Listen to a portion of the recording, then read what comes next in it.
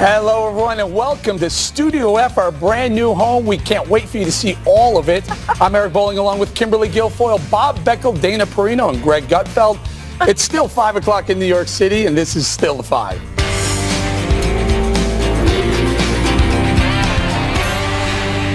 Well, thank you for joining us on our first day in Studio F here at Fox News headquarters. We got a gorgeous brand new set, and we're sitting around, guess what, a brand new table as well, ready to kick off our first discussion. Beginning with one of the most dramatic endings in Hollywood history, an Oscar screw-up for the ages. Here's how it all began.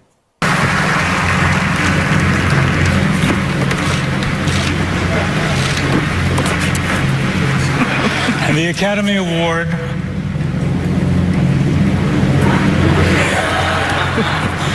for Best Picture. You're impossible. Come on. La La Land. Well, La La Land exec and stars then flooded the stage to accept the top honor of the night, but they weren't the winners. Here's what happened after La La Land producer Jordan Horowitz was informed about the mishap. There's a mistake. Moonlight, you guys won Best Picture. Moonlight won. Come on, this is not a joke. This is not a joke. I'm afraid they read the wrong thing. This is not a joke. Moonlight has won Best Picture. Moonlight, Best Picture. Wow. Now, Greg, these are the same people who spent the night trashing Donald Trump for the way he's running the country. They couldn't even get the right envelope. Well, after weeks of Trump hysteria in Hollywood and after all the political posturing, they can't get the one thing right that they were supposed to do. It's like a teenage boy that's like showing off on his bike in front of his friends, you know, and gets cockier and cockier, and then all of a sudden gets hit by a semi. And I love how he hands it off to Faye Dunaway when he realizes it's a problem. I mean, I always thought that his confusion was an act, but he really is stupid. And then he realizes he's in trouble, so he's here taking it. He passes the grenade onto her, and he could have said. How did he know he was in trouble? He looked down and he goes, "This isn't right." You could see on his face he knew that it was wrong. And instead of saying, "We just did this award," he just handed it to her. He's always done that to women, though. So. Ooh, interesting. Hey, Bob, but La La Land won the popular vote. Shouldn't they get the Oscar? Well, was it 3 million or 5 million votes? Yeah, whatever. I'd tell you, I give a lot of credit to Horowitz. I thought he hit himself quite well in the middle of all that. That's must have been very, very difficult. Price Waterhouse has got a lot of explaining to do, and I think Warren Beatty does. By the way, Warren Beatty's a friend of mine. He's very smart. No, he's not. Yes, he is. You ain't no Warren Beatty. He's not smarter, maybe in one way.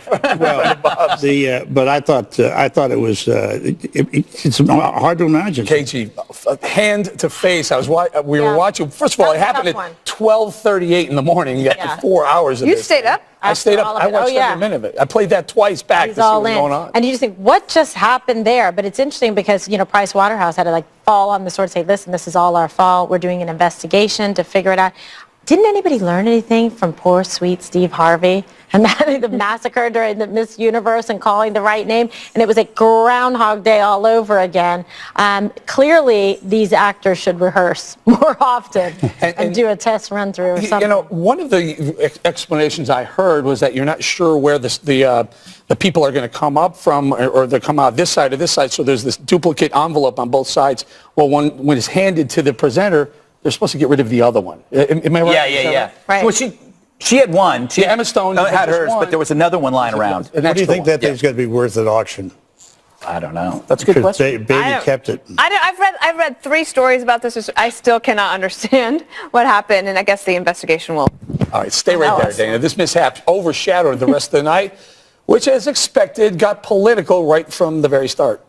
This broadcast is being watched live by millions of Americans and around the world in more than 225 countries that now hate us. I want to say thank you to President Trump. I mean, remember last year when it seemed like the Oscars were racist? We are very welcoming to outsiders here in Hollywood. We don't discriminate against people based on what countries they come from. We discriminate against them based on their age and weight. Of all the great actors here in Hollywood, one in particular has stood the test of time for her many uninspiring and overrated performances. Some of you will get to come up here on this stage tonight and give a speech that the President of the United States will tweet about in in all caps during his 5 a.m. bowel movement tomorrow. And Dana, they tried to get the president to tweet, but he held back. Yeah, so they were like, are you up? And then he didn't take the bait, which is smart. How much too much, not enough political humor in that? Your thoughts? I think that the racist joke was too close to the bone. I would have dropped that one. And also, I think he tweets at 7 a.m., not 5. Okay. Yes. KG, your thoughts on Kimmel's, he went to the well a few times. He did. You know, I'm a big Jimmy Kimmel fan. I don't know. I really like him. He's my favorite late night host. So, however, I thought, yes, making the comment, suggesting the president is racist, that I did not like. I didn't think it was appropriate. I agree with Dana on that one. But for the rest of it, I thought he, carried the night with good humor and aplomb. The best part about this is no one's going to remember any of this. So I think that they wanted to have a telecast that was going to be politically relevant and interesting, provocative, and shocking. But because they devoted all their energy to try to be intellectually shocking and agree with their peers about Trump, they blew the one thing they had to blow. I mean,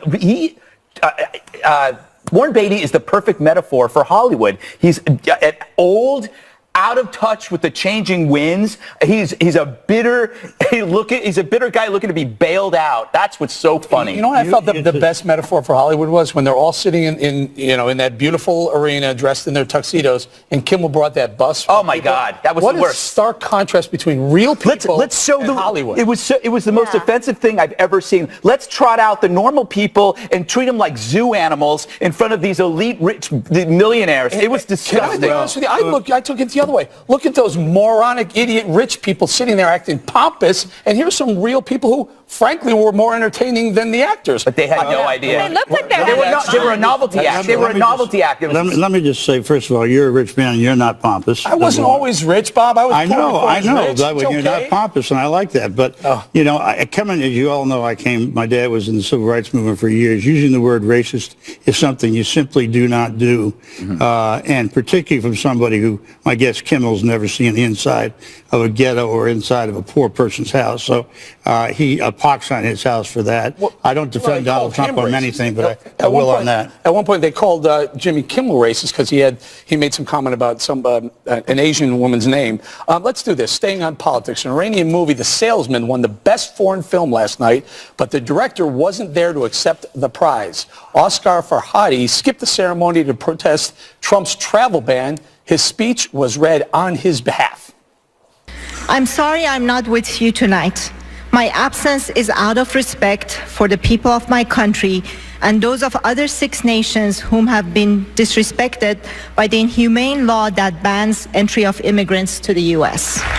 Dividing the world into the us and our enemies categories creates fear, a deceitful justification for aggression and war. These wars prevent democracy and human rights in countries which have themselves been victims of aggression.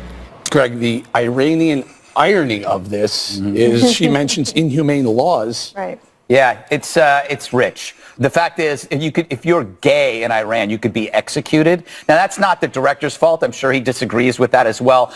But you got to be careful when you come to another country and you start lecturing us about the way we are the freest country on the planet in the history of the world, and we want to remain free. So the only way we can do that is to make sure that ideas from your country don't come here. We want gays to live here happy. We don't want them executed. So you got to understand what's trying to be done here. Great, Bob. I think it was exactly appropriate. And let me make one point. The big bag ICE guys went into a hospital and took out a woman who had a malignant brain tumor and locked her up while she was trying to get to New York to be with her 3 kids. She had never committed a crime. She had never done anything except cross the border undocumented. Now, if that's Trump's idea, which I thought was to go after criminals, this is a classic example. I would like the Trump administration to name one single terrorist act that they prevented. Interesting.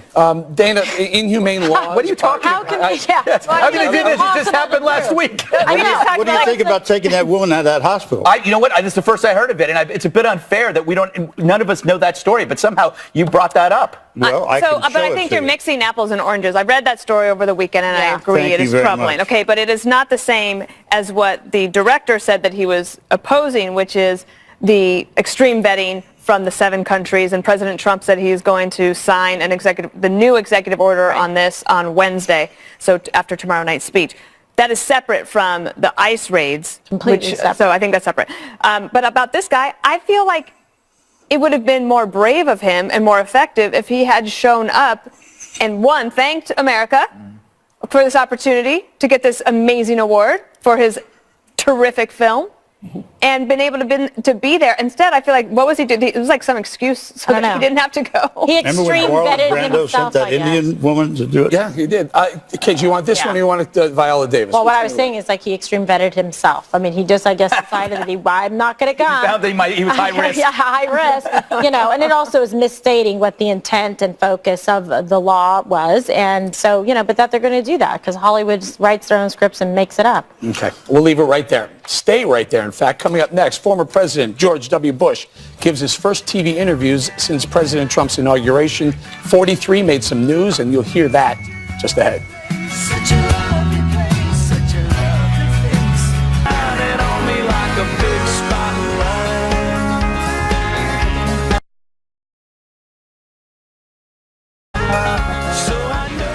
All right, it's been a while since we've heard from President George W. Bush, but he's back in the spotlight as he promotes his new book out tomorrow. It's Courage, and from Sean Hannity about today's war on terror. You've heard both presidents after my time say we're going to degrade and defeat ISIS. And I say, go get them, because they can be degraded and defeated. And it's very important in my mind that we do so that people know they can rely upon us. And the people, not only governments, but people on the ground, people who want to be free. As we mentioned in the A block, this week President Trump is expected to sign a new revised travel ban in an attempt to prevent terror here at home. President Bush was asked for his thoughts on the controversial initiative on the Today Show earlier today. Banning people from 7 predominantly Muslim countries from entering this country, do we make it easier or harder to fight the war on terrorism? Well, I think it's very hard to fight the war on terrorism if we're in retreat. And I think we learned that lesson, that if the United States decides to pull out before a free society emerges, it's going to be hard to defeat them. You're for or against the ban? You're against the ban? I am for an immigration policy that's welcoming and that upholds the law. So, Kimberly, the President is out to promote this book. We actually were able to get a copy, so we're going to pass it around in a second. And it's actually the cover is beautiful, really great. Show the cover. Okay, I'll show the cover. We'll show the cover. You'll be seeing a lot of this because Hannity has an interview running tonight and throughout the week. But whenever you go and do an interview promoting a book, you're going to get asked news of the day. Sure. I actually think that what he was saying there was actually either unifying or actually kind of a pushback against Obama's way of prosecuting the war on terror. What do you think? That was my first reaction, then it was my next reaction, and it is still my interpretation and reaction. I thought it was a strong statement, and I thought he was courageous. I love that he actually said exactly what he thought, and it is, if you look at the reflection in terms of what he said, it's a statement against what was going on during the Obama administration, and it's not any kind of denouncement of this order. It's saying, look, we've got to make sure that we are not a nation in retreat. We see what happens when we do that. And he's absolutely right. And I thought it was a supportive statement for President Trump. And the other thing is, Eric, this is actually coming on the day before, well, there's news out that President Trump in his budget is going to ask for $54 billion more in spending for the military.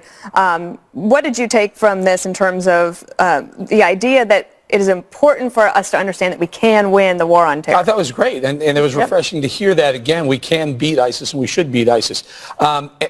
I agree with you. I think that that soundbite we played was President 43 Bush taking a shot at retreat. Obama's, is he in retreat? We've always said he can't even say Islamic terror. We feel that he had been in retreat against the war on terror for 8 years, not against President Trump. I think where I do think he got tripped up a little is when Matt Lauer asked him about the travel ban from predominantly Muslim countries. There was an opportunity to push back and say, well, yeah, but there are other 40-some predominantly Muslim countries that are not banned from traveling here. So it's not a Muslim ban, not a Muslim-based ban. It's a country of origin-based ban that frankly, President Obama is the one who put those 7 countries together. Well, I just saw that soundbite from the Today Show, so I don't know what else was said. But, Bob, when you read one of the things that President Bush said, I don't know what President Trump would disagree with. He said the bedrock of our freedom is a right to worship freely, and that this is an ideological conflict, and people who murder the innocent are not religious people, that they actually want to advance an ideology. I don't think there's a conflict there. I don't think there's a conflict with that or with Obama or anybody else who said it. But let me make a point. ISIS is ISIS now. It was confirmed by the Pentagon, and there's now official ISIS term. is now degraded. As we speak tonight, they've got about 20 square blocks left in Mosul. They're about to be pushed out of every piece of land they had. They no longer hold land in Syria except for very little. They're about to be driven out of Iraq, and that had nothing to do with Donald Trump. It had everything to do with Georgia. Why do you think President Obama didn't tout that, though? Because I do think he made advances, but he didn't want to talk about it. Read any paper, and you'll see that the advance is now taking place. They've taken Western Mosul. Well, Syria had nothing to do with Obama.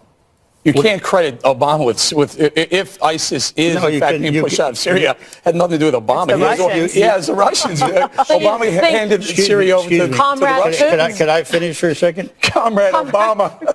Okay, can I finish for a second, comrade? Sure. The fact of the matter was that the Kurds mostly pushed ISIS out of Syria with the United States air power. The Russian, your comrades, were bombing innocent people in order to help. I'm not having an argument on Can who we get actually Greg in here? All I'm saying is that nothing Trump has done, not a single thing, has pushed ISIS out of their territory. Well, they're actually having because he just got into office. And they're actually having Yeah, but they're about to be driven out. Don't you understand? They're about to be driven out. They have no place to go. Bob, we can get Greg in here because there is a principals meeting that was held today at the White House because the Pentagon just presenting its plan. Presenting it, that's right. To President Trump, but it's only been 30-something I understand that. Okay, Greg, I want to get your Isn't this a book about painting? It is a book about painting. Let's listen to President Bush talking about the actual point of the book.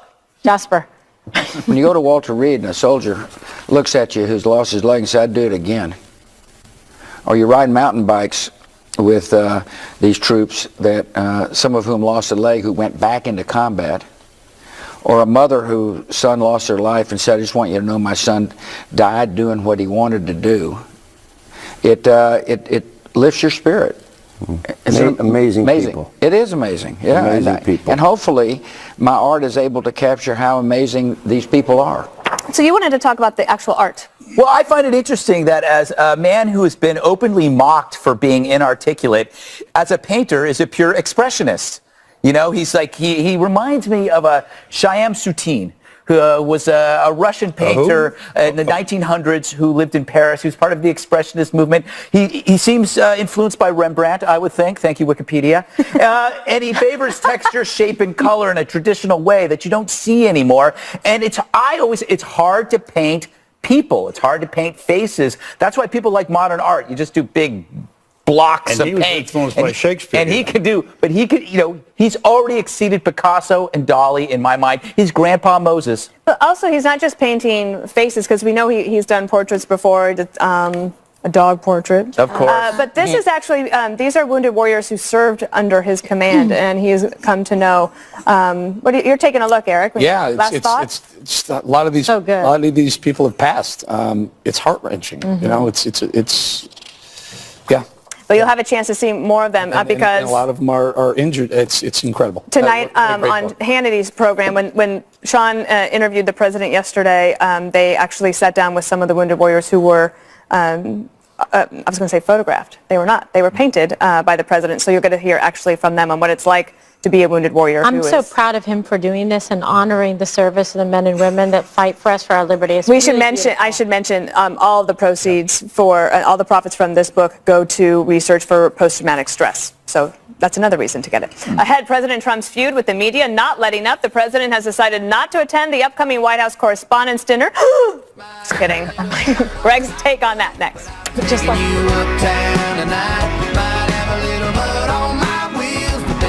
Decided to skip the White House Correspondents' Dinner. That's the shindig usually attended by the president and then fawned over by the press. Here's my response to Mr. Trump's decision.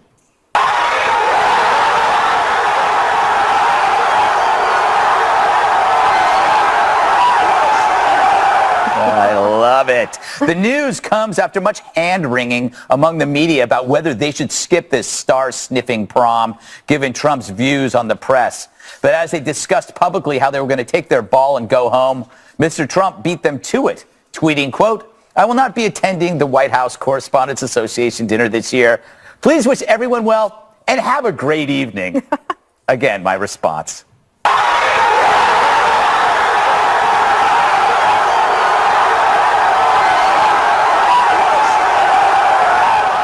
See, the president just deflated a public tantrum by the self-regarded few who assume their event means something to him or us or you. But does it? Now, I get it. The dinner pays for scholarships. That's good. But if you ask most people, it's really about getting selfies with Will Smith. Watching reporters chase down celebrities who can barely name all 57 states. That saddens me.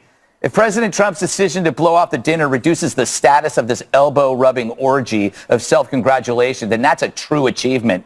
So media, rent those tuxes, hire those comedy writers, and take those selfies. Meanwhile, somewhere in America, Mr. Trump will be doing a veterans benefit to make your prom look even sillier. You should just rename it. How about Fast Times at Lockstep High?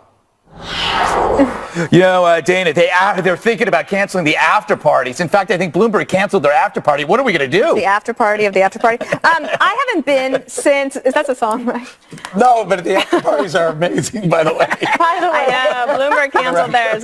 But my staff used to love to get invitations to that. They had to worm their way in one year because I actually like the good, clean fun of roasting a president by the press. And I think that I actually like the gridiron dinner a lot better, partly because I think Hollywood is what ruined the White House Correspondents' Dinner. You're right. And so that's why I don't like to go, because I don't like parties and all that stuff. But I think that good relationships between the government and the media is fun and for one night to have a good time. But when they started bringing all the Hollywood people in, it just became ridiculous. It changed the way other people act. And also the other thing, Eric, is that they frisk you before you go in. Oh, and there's a long line. But that's because the president is there, so it's for yeah, protection. but it means there's a lot of things, Eric, that I can't bring in.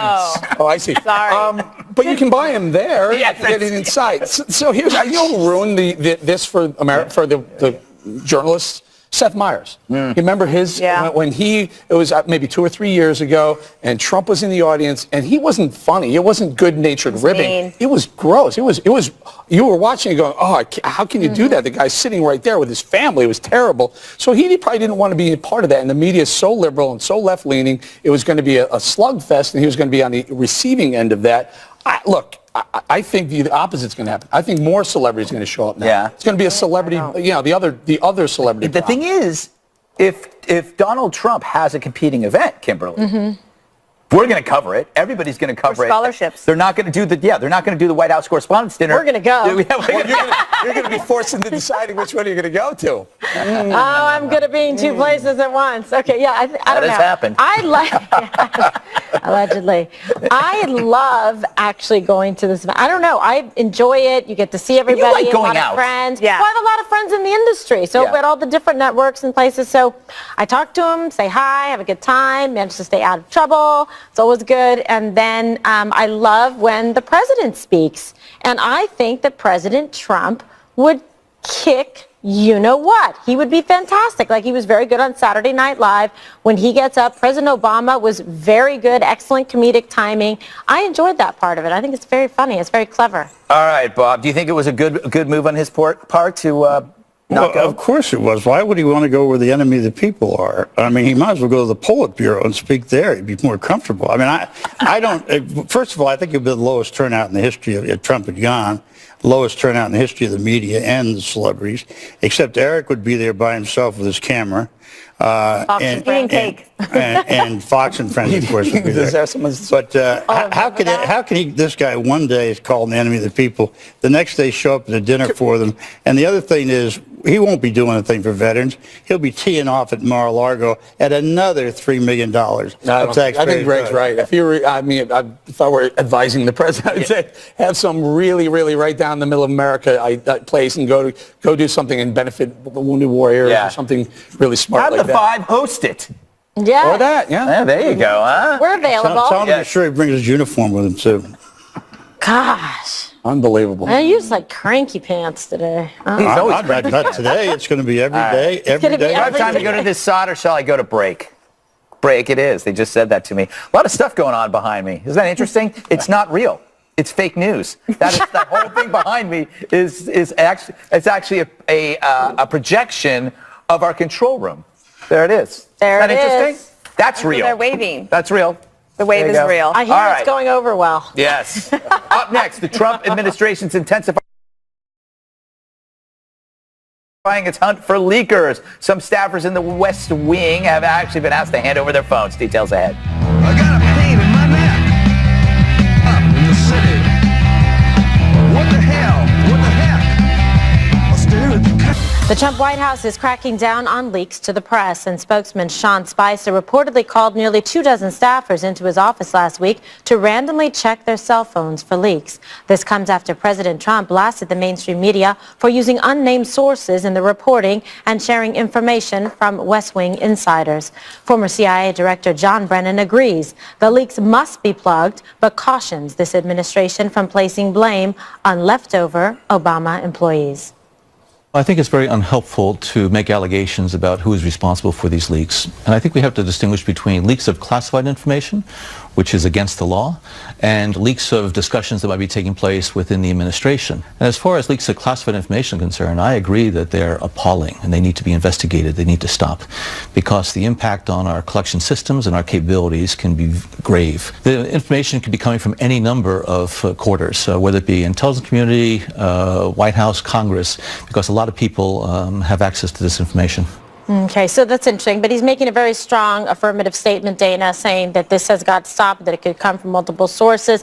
How do you think he handled the topic? Because many have been very critical. I think that there's two different things that are happening. So as I understand it, that the request for the communications and press offices to come and turn over their phones to the press secretary with White House counsel present did not have to do with leaks of classified information. I think that those things are two very different things. And I'm sure that Sean Spicer had to weigh very carefully the question of how to portion out managing by trust and managing by fear. Of course, it is true that when you work for any organization, including if you're an employee of Fox News, you're employment on the government, and you use a government-issued phone, then that is subject to either looking at records or now, because technology is so different, there's lots of different ways to communicate. I actually don't know how to do any of that, but as I understand it, there are ways to do it so that you keep everything confidential. Yes, I do end-to-end think that encryption. the problem within the West Wing leaks, which is where I think that this originated, which is separate from the problem that Brennan is talking about, which is very real,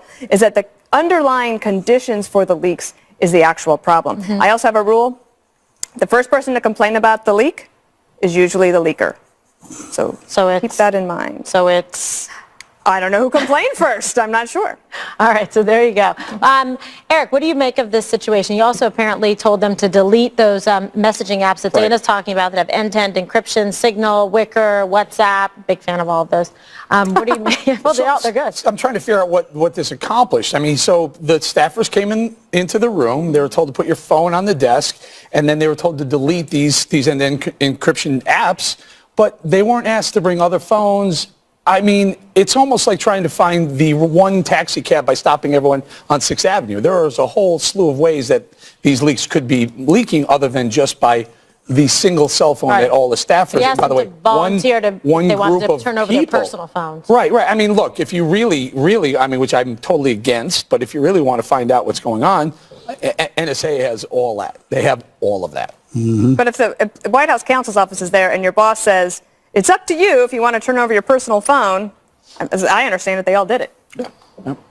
Bob, I've been in your phone. It's easy. You have, regrettably. First of all, there was nobody from the Obama administration who was in that room turning over the phones. That's number one. Number two, there were some personal phones that were turned over as well as government phones, and if he'd asked me for my phone, I would have put it someplace where he would never find it. I think it is an incredible breach of people's personal liberties, and if somebody's going to leak, they're going to leak. There's a lot of ways to leak out of a White House. I used to leak out of the White House by dropping notes outside in Lafayette Park. Back in the days of the carrier pigeon? Jeez, my goodness. No, that was before Lincoln when that happened. But, you know, I don't know what these guys expect. I mean, every administration leaks. And when Donald Trump complains about it all the time, the reason he's complaining about it is the leaks are damaging to him. And I was glad to see, by the way, I'll give Darrell Iss's credit. He finally has decided a special prosecutor is necessary for the Russian involvement in the U.S. election. Okay, Greg? I'm kind of like nonplussed by this because remember, I mean, President Obama had his problem. I mean, he was actually like looking at phone records and looking at email of reporters right. because he was freaking out over the leaks. Look, I gave you the solution for this. If you take 9 people, give them 9 juicy stories that are false, completely false, and see which one makes it to the press. So, for example, if I tell Bob that I saw Dana drinking a 40 on Madison, that shows up on the beer. Yeah, it shows up on in page 6. We know it's Bob who was leaking. So you got to start slipping stories. You think you wouldn't automatically believe that happened? What? That I was drinking a 40 on. Well, I mean, I'm just saying. By the way, if you have Careful WhatsApp, with 40s. if you have WhatsApp or Wicker or any of these, these messages likely will have expired anyway. I mean, what's the point just by having these apps? Doesn't mean you're the leaker. Well, and if you delete it, if you can. Well, your point's well taken. Though. The NSA intercepts all those phone calls. Well, listen. So you can distinguish between the things they don't like leaking and the things that are national security issues. Right. But using those, it violates the policies that you're not supposed to have those when you're doing your official business. Good point. Right? But you can have them on. You can have them on your personal phone. On your personal phone. And I just never. I never dealt with this because the technology wasn't there. So I understand the concern. We got to go back to the good old days, the oral legend, where you just spoke to somebody, that person said something, and then you killed that person. You always killed the intermediate person so that I tell you something to tell Kimberly, and then you disappear. Thanks for not killing And it's your word again. Right. When I'm not here tomorrow, that'll be why. I know. It's getting more interesting and complicated. And meanwhile, Greg, your background changed. Background, Quickly lovely. ahead. No more fake news. A Fox and Friends exclusive with President Trump on his highly anticipated address to a joint session of Congress tomorrow. Stay right here.